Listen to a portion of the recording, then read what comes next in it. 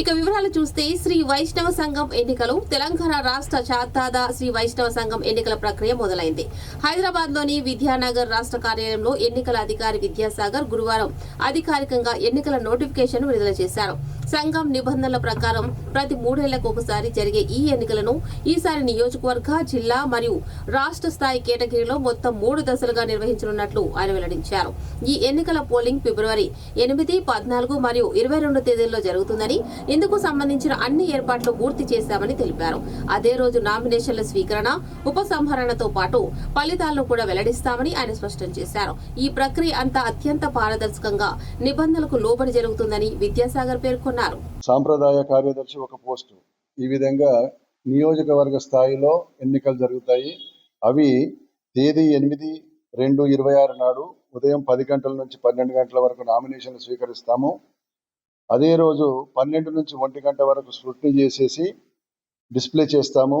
తర్వాత అదే రోజు మధ్యాహ్నం 2 నుంచి 3 గంటల వరకు విత్డ్రాయల్స్ జరుగుతాయి. ఆ తర్వాత ఎన్నిక అనివార్యమైతే వెంటనే 4 గంటల నుంచి 5 గంటల వరకు పోలింగ్ జరుగుతాయి. తర్వాత కౌంటింగ్ జరిపేసి అదే రోజు సాయంత్రం ఓత్ ప్రమాణ స్వీకారం కూడా చేయబడుతుంది. అది నియోజకవర్గ స్థాయి ఎన్నికలు అంతటితో సమాప్తం అయిపోతాయి. తర్వాత మాకు జిల్లా స్థాయి ఎన్నికలు కూడా ఉన్నాయి. మొత్తం జిల్లాలు 31 జిల్లాలలో మా సంఘం ప్రతినిధులు ఉన్నారు. వారు ప్రెసిడెంట్ ఒక పోస్టు, వైస్ ప్రెసిడెంట్ 2 పోస్టులు, అందులో ఒకటి మహిళకు రిజర్వ్ చేయబడింది.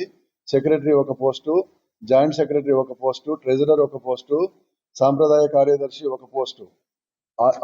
అవి అన్ని పోస్టులకి కూడాను 14/2/26 నాడు 10 నుంచి 12 గంటల వరకు నామినేషన్లు స్వీకరిస్తాము.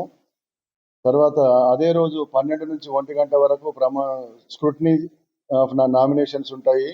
తర్వాత నామినేషన్స్ ఏవైతే కరెక్ట్గా ఉన్నాయని కూడా డిస్ప్లే చేస్తాము.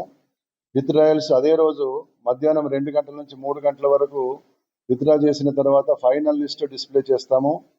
తర్వాత ఓటింగ్ అవసరమైతే అదే రోజు మధ్యాహ్నము 4 నుంచి 5 గంటల వరకు పోలింగ్ నిర్వహిస్తాము.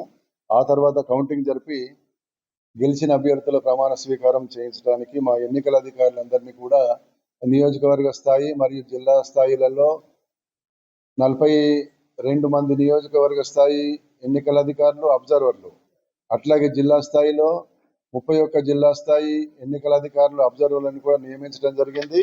ఆ లిస్ట్ అన్ని కూడా పోస్ట్ చేస్తున్నాము.